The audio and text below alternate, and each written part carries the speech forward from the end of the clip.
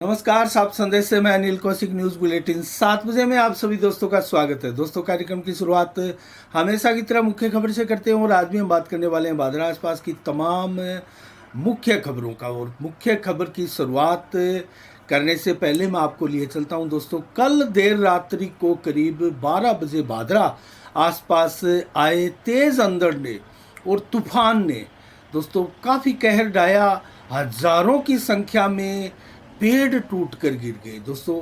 जो कमज़ोर पेड़ थे वो जड़ से ही उखड़ गए और कई मजबूत तन्नों वाले पेड़ों की टहनियाँ टूटकर कहीं बिजली के तारों पर गिरी तो कहीं सड़कों के ऊपर गिरकर रास्ते को अवरुद्ध कर दिया। तेज अंधड़ हमारे क्षेत्र में तो कल रात्रि को करीब 12 बजे आया था दोस्तों, भादरा आसपास की बात करें तो। लेकिन सूरतगढ़, हनुमानगढ़, राउतसर बेल्ट की बात करें तो देर शाम से ही बरसात, ओलावृष्टि, अंधड़, तूफान का आलम रहा और राजस्थान के लगभग बीकानेर संभाग के बड़े भूभाग में क्षेत्र में तूफान का असर देखा गया। और भादरा की बात करें तो रात्रि को आए इस तेज अंधड़ और तूफान ने काफ़ी कहर ढाया और हजारों की संख्या में जो पेड़ टूटकर दोस्तों गिरे हैं, सड़कों के ऊपर जो पेड़ गिरे, भादरा आसपास लगने वाली तमाम सड़कों पर मार्ग अवरुद्ध है। कहीं अभी तक पेड़ गिरे पड़े हैं और अभी तक लाइट नहीं आई है। बहुत से गांवों में, कई गांवों में लाइट की व्यवस्था दोपहर को बहाल कर दी गई। भादरा कस्बे की बात करें तो 9 बजे के करीब ये लाइट आई और रात को 12 बजे ये लाइट काटी गई थी। उसके बाद में सुनने में आया कि बहुत जगह तार टूट गए हैं, पेड़ की जो शाखाएं हैं उनके ऊपर गिरने से, और कई जगह पोल ही टूट कर गिर गए हैं। इस अंधड़ का अंदाज़ा दोस्तों आप इससे लगा सकते हैं कि हजारों की संख्या में पेड़ गिरे हैं। सड़क के किनारे नहीं, खेतों में भी उतना ही नुकसान हुआ है। तो कुल मिला के इस अंधड़ की वजह से भादरा क्षेत्र में काफ़ी नुकसान हुआ है। और बात करें दोस्तों अन्य खबरों की तो आज समीक्षा करेंगे प्रदेश की बिजली व्यवस्था पर, क्योंकि बिजली व्यवस्था इस अंधड़ में भी काफ़ी प्रभावित हुई है। लेकिन वैसे भी बिजली की आंख मिचौली, अघोषित कटौती राजस्थान में लगातार चर्चा का विषय भी है और गंभीर विषय भी है दोस्तों। 22 मई को वीर शिरोमणि महाराणा प्रताप की जयंती के अवसर पर मलसीसर गांव में एक रक्तदान शिविर का आयोजन किया जा रहा है, जिसमें राजकीय बालिका उच्च प्राथमिक विद्यालय परिसर में ये रक्तदान शिविर लगाया जाएगा और सुबह 8 बजे से करीब लगातार शाम तक ये शिविर चलेगा।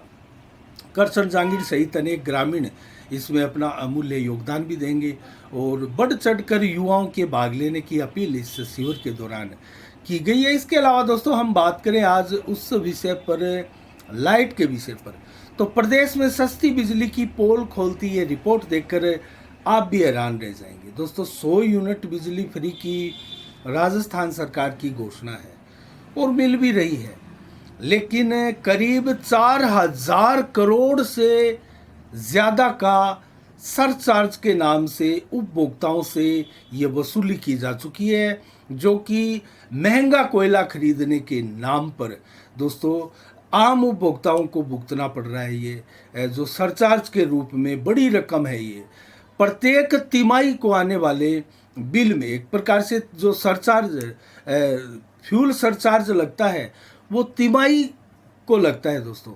और लगभग हर तिमाही में फ्यूल सरचार्ज जो है अलग अलग पैसों के आधार पर, जैसे 12 से करीब 52 पैसों में ये जो है अलग अलग राशि में फ्यूल चार्ज जो है जनता को भुगतना पड़ रहा है। और अगर हम बात करें तो 4000 करोड़ रुपए की उपभोक्ताओं से वसूली राज्य सरकार की तीनों प्रमुख कंपनियों ने की है। 3 कंपनियां दोस्तों कौन कौन सी है प्रमुख, मगर मैं अब बताऊं तो जोधपुर डिस्कॉम है। अलग अलग राशि में बताऊं तो करीब 42 लाख उपभोक्ताओं से जोधपुर डिस्कॉम ने 868.46 करोड़ रुपए वसूले हैं फ्यूल सरचार्ज के रूप में। और जयपुर डिस्कॉम ने 43 लाख उपभोक्ताओं से 1893.12 करोड़ रुपए वसूले हैं, जबकि अजमेर डिस्कॉम की बात करें तो 50 लाख के करीब उपभोक्ताओं से 988.35 करोड़ रुपए वसूले गए हैं। तो प्रमुख तीनों ही बिजली कंपनियों ने एक प्रकार से 4000 से अधिक करोड़ रुपए उपभोक्ताओं से वसूले हैं, जबकि ये बिल जो जनवरी से अप्रैल तक का अगर हम कहें, फरवरी से अप्रैल तक का कहें, तो ये अभी जुड़कर नहीं आया है। ये अभी हमें आगे मिलेगा। इसका जो फ्यूल सरचार्ज हमें भुगतना पड़ेगा वो आगे के बिलों में भुगतना पड़ेगा, और इससे पहले 31 दिसंबर तक का भी अभी तक लग कर नहीं आया है। लगभग बात करें तो 3 लगभग बिलों का जो है वो अभी डाटा उपलब्ध नहीं है, और ये जो है जनता को अभी आगे भुगतना पड़ेगा। तो कुल मिला के बात करें दोस्तों, उपभोक्ताओं को 100 यूनिट पर 45 रुपये अतिरिक्त देना होगा आगे करीब। इसकी बात करें तो हर महीने 50 यूनिट से अधिक बिजली खर्च करने वालों से ये फ्यूल सरचार्ज जो है वो वसूला जाता है। 50 यूनिट से अधिक बिजली खर्च करने वालों पर, जबकि 50 से कम यूनिट बिजली खर्च करने वाले हो या फिर किसानों का जो सिंचाई कनेक्शन है उनसे ये वसूली नहीं होगी। लेकिन सबसे ज़्यादा मार जो है वो मध्यम वर्गीय पर ही पड़ने वाली है दोस्तों। और महंगा कोयला खरीदा गया, इसको लेकर ही फ्यूल सरचार्ज जो है वो वसूला जा रहा है। महंगे कोयले की कीमत आम नागरिक चुका रहा है राजस्थान में। पेट्रोल डीजल के दाम तो लगातार बढ़े ही हैं, लेकिन बिजली के दाम भी अब बढ़े हुए हैं, और इन बिजली के दामों का जो भुगतान है वो आम जनता को ही करना पड़ेगा। तो एक तरफ तो सरकार 100 यूनिट बिजली फ्री दे रही है, और दूसरी तरफ 4000 करोड़ फ्यूल सरचार्ज के नाम पर जनता से वसूला जा रहा है। तो अघोषित बिजली कटौती से राजस्थान वासी पहले ही परेशान है, और बिजली बिलों में जो बाहरी अनियमितताओं का सामना लोगों को करना पड़ रहा है दोस्तों, वो भी एक अलग से समस्या लोगों पर बनकर कहर बरपा रही है। और लाखों में आ रहे हैं बहुत से लोगों के बिल, जिनकी तनख्वाह 10, 12, 15 हजार रुपए है, उनके घरों में लाखों रुपए के बिजली बिल पकड़ा दिए गए हैं, जिनको बाद में करेक्शन करवाते करवाते, चक्कर लगाते लगाते विभाग के दोस्तों समय बीतता है। उसके बाद में प्लेंटी पर प्लेंटी आगे का जो बिल है वो इस कदर बड़ा करके बना दिया जाता है कि अंत में उस उपभोक्ता का जो पैसा है वो चुका नहीं पाता, और उसका कनेक्शन काट दिया जाता है। और बिजली बिल नहीं करने वालों के, कनेक्शन काटने वालों की संख्या भी बहुत ज़्यादा है। मध्यम वर्गीय सबसे ज़्यादा दोस्तों इसको लेकर प्रभावित है। तो कुल मिला के बिजली की स्थिति अगर देखी जाए प्रदेश में, तो बाहरी कटौती, और गांव में तो ये कटौती दोस्तों 8-8, 10-10 घंटे तक की होती है। और जैसे कल रात्रि को अंधड़ है, अभी तक रात्रि से लेकर अभी तक, जब आप ये समाचार देख रहे हैं शाम को 7 बजे दोस्तों, अभी तक बिजली बहाल नहीं है। ये स्थितियां हैं बिजली की। हमने कल आपको कस्बे की स्थिति के बारे में बताया था कि किस प्रकार से कस्बा परेशान है, गंदा पानी पीने को मजबूर है।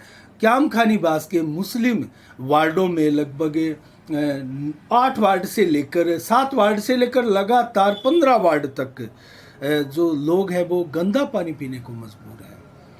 तो ये समस्याएं हमारे क्षेत्र में दोस्तों किस कदर हावी है, परेशान कर रही है जनता को। वहीं राजस्थान सरकार द्वारा किस प्रकार से बिजली को लेकर जनता पर भार डाला जा रहा है। और वहीं अगर बात करें कांग्रेस की, तो कर्नाटक सरकार, कांग्रेस ने प्रचंड बहुमत तो प्राप्त कर लिया है, लेकिन मुख्यमंत्री का भी निस्तारण नहीं हुआ है। बल्ला बल्ला मुख्यमंत्री के नाम पर सिद्धारमैया और डीके शिव कुमार के नाम पर इस प्रकार सहमति बनी है कि कांग्रेस पार्टी में नेतृत्व जो है कहीं ना कहीं कमजोर दिखाई दे रहा है।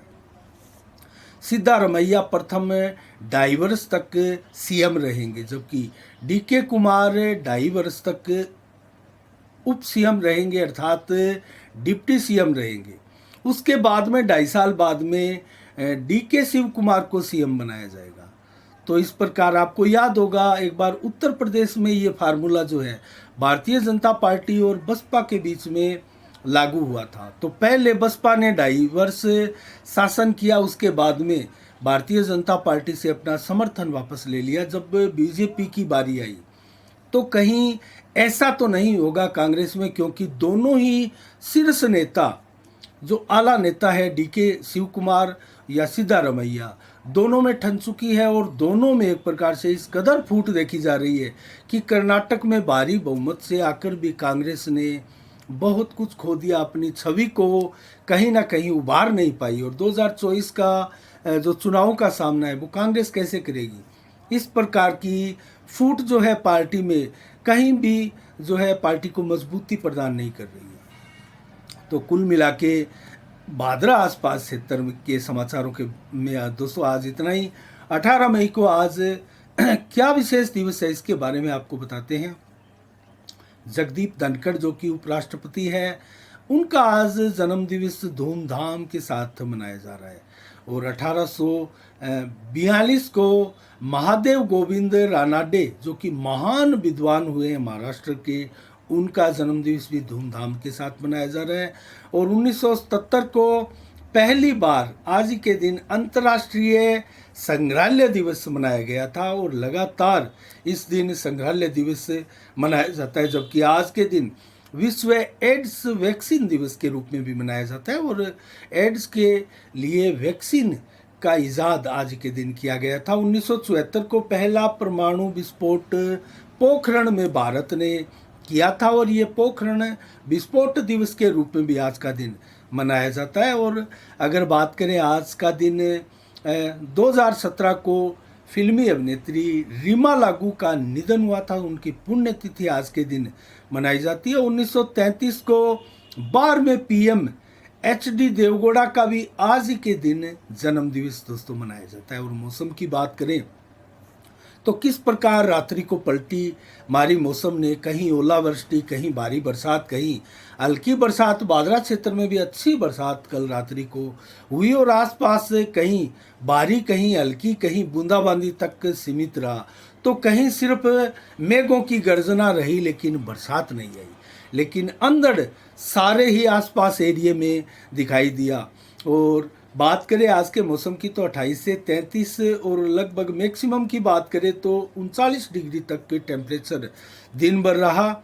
7 से 14 किलोमीटर की रफ्तार से हवाएं चली। लगभग 80 से 100% बादल दिन भर छाए रहे। 19 मई को कल कैसा रहने वाला है मौसम का मिजाज। 30 से 38 डिग्री दिन में, 40 से 42 डिग्री टेम्परेचर कल दोपहर को रहेगा। 37 से 41 डिग्री टेम्परेचर देर शाम को। 7 से 25 किलोमीटर की रफ्तार से हवाएं चलेगी, अर्थात कल भी मिनी तूफान का सा एहसास होगा। हल्की आंधी भी आएगी, तेज हवाएं चलेगी। जबकि 30 से लगभग 90% बादल आसमान में छाए रहेंगे। और रात्रि को भी 30 से 34 डिग्री टेम्परेचर रहेगा और 11 से 18 किलोमीटर की रफ्तार से हवाएं चलेगी। आज के लिए दोस्तों इतना ही। कल ठीक शाम 7 बजे फिर आपसे मुलाकात होगी नई खबरों के साथ, नई समीक्षा के साथ। तब तक के लिए आप अपना बहुत बहुत ख्याल रखिएगा। मुझे दीजिएगा इजाज़त। आप संदेश से मैं अनिल कौशिक, नमस्कार। जय भारत, जय जय राजस्थान।